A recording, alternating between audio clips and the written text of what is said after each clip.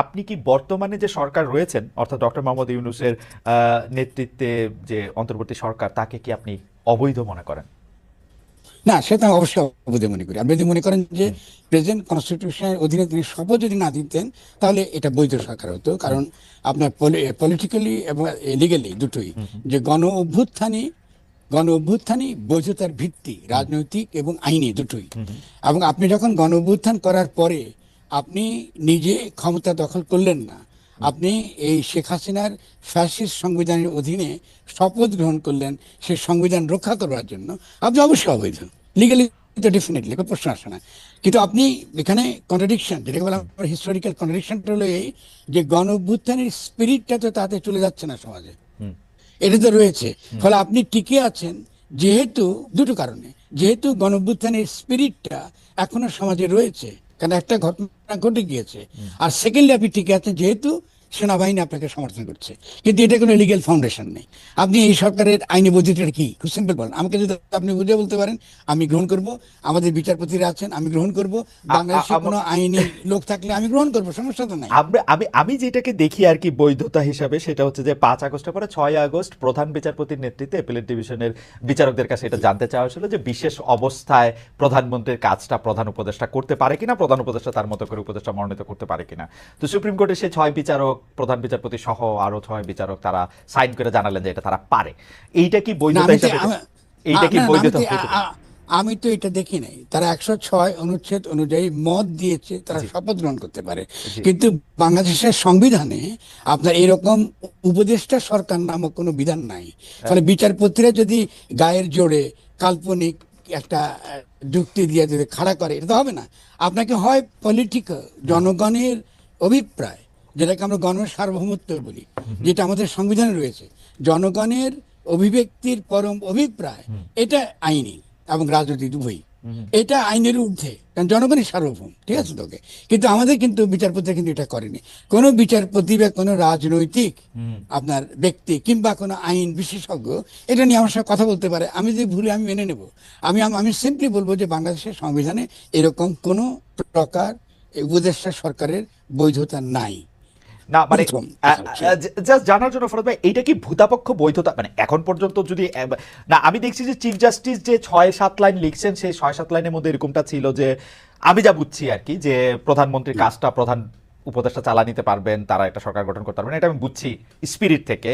এখন এটা যদি সংবিধানে নাও থাকে, এটা ভূতাপেক্ষ বা রেট্রোস্পেক্টিভ, যেটা আমরা আগেও দেখছি সংবিধান সংশোধন করে এটাকে দেওয়া, এটা দিলে এটা চলবে না মানে? আমরা তো আমরা তো গত প্রথম দিন থেকে দীর্ঘকাল আমার যদি বইটি পড়েন, হ্যাঁ, সংবিধান ও গণতন্ত্র, জি, সেখানে বলা হয়েছে এই কাজটা অবৈধ। হুম, কেন অবৈধ? ভূতাপেক্ষা বলতে কিছু নাই খালেদ। হুম, আপনি 142 অনুচ্ছেদে আপনি কি করলেন, এই জন্য কিংস পার্টি হয়েছে। খেয়াল করেন আমাদের এখানে কিংস পার্টি কেন হয়েছে, জি, যে আপনি ভূতাপেক্ষা এটাকে বৈধ করবেন। জি, মানে আপনি ক্ষমতায় যাবেন, সামরিক অভ্যুত্থান করেছেন, এখন সামরিক অভ্যুত্থানকে বৈধতা দেওয়ার জন্য আপনি এটা কিংস পার্টি বানালেন। হুম, এবং আপনি ডিজিএফআই টিজিএফআই মিলায়া আপনি আরেকটি ইলেকশন করলেন, সেখানে আপনি কি করলেন, 2/3 ভোট পেলেন। হুম, পেয়ে সেই আপনার ইয়েতে কি বলে হুম, পার্লামেন্টে আপনি এটাকে বানাইলেন, এটাকে বৈধ। হুম, প্রথমত এটার প্রবলেম আছে, কারণ আমাদের যে সাংবিধানিক বিতর্ক, যেটা হুম, তথাকথিত সংশোধন নিয়ে কমিশন রয়েছে, কিন্তু একটা গুরুত্বপূর্ণ বিতর্ক হলো আদৌ এরকম গণতান্ত্রিক সংবিধানে হুম। 142 অনুচ্ছেদ থাকতে পারে কিনা। আপনি ওকে, হয় ব্রিটিশ ব্রিটিশ, হুম, আমি শেষ করে একটু খুব ইম্পর্টেন্ট খালেন, জি, আপনি হয় ব্রিটিশ নিয়ম অনুসরণ করেন, কোনো লিখিত সংবিধান রাখবেন না, অসুবিধা নেই। হুম, অথবা যদি লিখিত সংবিধান রাখেন, তাহলে আপনি কিছুতেই কনস্টিটিউয়েন্ট অ্যাসেম্বলি বা গণপরিষদ এবং সরকার নির্বাচনের যে পরিষদ, হুম, যেমন জাতীয় সংসদ, হুম, এই দুটাকে আপনি একত্র করতে পারবেন না। হুম, কারণ তাহলে যে কোনো মুহূর্তে সামরিক সরকার, যে কোনো মুহূর্তে একটা ফ্যাসিস্ট সরকার জোর করে ক্ষমতা দখল করে ভূতাপেক্ষা নিজেকে বৈধ প্রমাণ করতে পারবে। হুম। এটা তো ভয়াবহ আইন। যদি আপনি এই বিচারপতিটা করে থাকে, সেই বিচারপতিকে আমি বলি অবিলম্বে তাকে আপনার উৎখাত করা উচিত।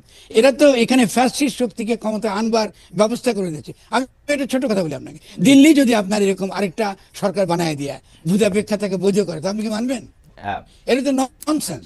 এইসব ননসেন্স গুলা এইসব উকিলরা এগুলো বলে। কারণ আমরা এই সরকারের মধ্যে কিছু কিছু উকিল ঢুকেছে, যে উকিলগুলো তার উকিলি বুদ্ধি দ্বারা বাংলাদেশকে ধ্বংসের দিকে তারা নিয়ে চলে যাচ্ছে। এবং তারা কেন করেছে এটা তো আমি জানি। আমরা তো বাংলাদেশ থেকে এটা দেখতে পাচ্ছি ওদের ভূমিকাগুলো। কারণ আমরা যদি বাংলাদেশকে আজকে একটা দিল্লি লীলাক্ষেত্র আর মার্কিন যুক্তরাষ্ট্রের লীলাক্ষেত্র বানাতে চাই, তাহলে এদেরকে তো বিচার করতে হবে আগামী দিনে, কদিনের মধ্যে।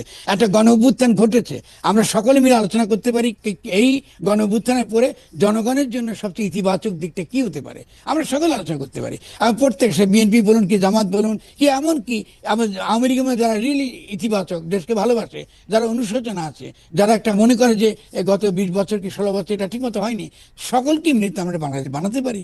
এই জন্য আমি শব্দটা ব্যবহার করছি গঠন। খেয়াল করেন, আমি তো আমার বইটা বেরিয়েছে 2023 সালে, গণ অভ্যুত্থান ও গঠন। তার আগে আমি ইনসার পার্টি, ইনসার কমিটি করেছি, করে বলেছি যে মানবাধিকারের দিক থেকে গণ অভ্যুত্থানটাই বাংলাদেশের জনগণ চায়। তো বিএনপি তো আমার কথা শুনে নাই। বিএনপি যখন শুনে নাই তখন ইয়াংরা এটা করেছে। তো বিএনপি, আমার তো কাজ লেখা। আপনি তো আমাকে একটু আগে শিক্ষক বলেছেন, আমি তো শিক্ষকের ভূমিকা পালন করতে চাই।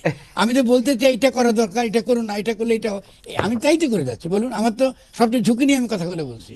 আর সেই জায়গাতে আপনি যখন গণ অভ্যুত্থানকে নস্যাৎ করছেন সংবিধানের কথা বলে, আইনের কথা বলে, তো অবশ্যই এর জবাবদিহিতা ডক্টর ইউনূসকে দিতে হবে।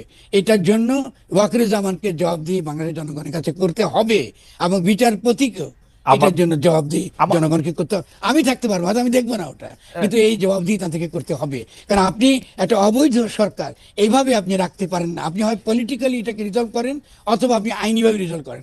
আপনি যে মনে করেন ঠিক আছে আপনি গণঅভ্যুত্থান হয়নি, আপনি গণঅভ্যুত্থানের বিরোধী অবস্থান নিয়ে, তো ফাইন, আপনি দেখান কোন কনস্টিটিউশনের মধ্যে আপনি এরকম একটা সরকার আপনি বৈধ করতে পারবেন। এটা তো চলবে না।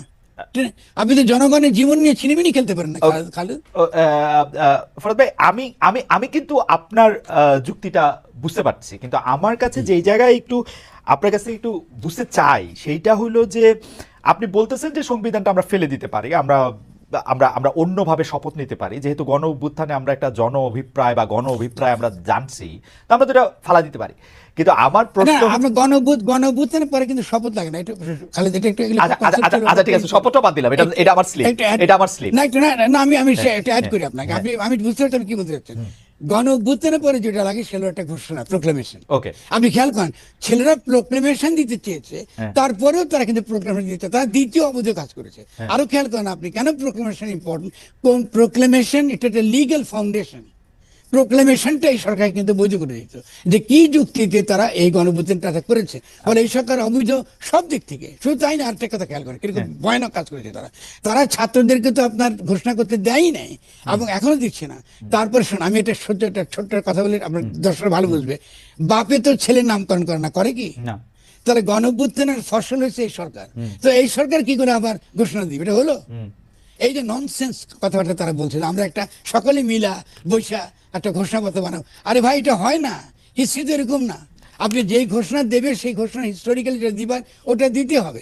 তারপরেও কেন আপনি ছাত্রদেরকে ঘোষণা আপনি যদি দিতেন, আপনি একটা লিগ্যাল একটা আপনি ফাউন্ডেশন পাচ্ছেন। ছেলেরা তো এটাই বলেছে যে আমাদের লিগ্যাল ফাউন্ডেশন দরকার, যে আমরা যে একটা ঘটনা ঘটলাম কদিন পরে যে আমাদেরকে আবার ধরে ফাঁসিতে ঝুলাবে না, তার কারণে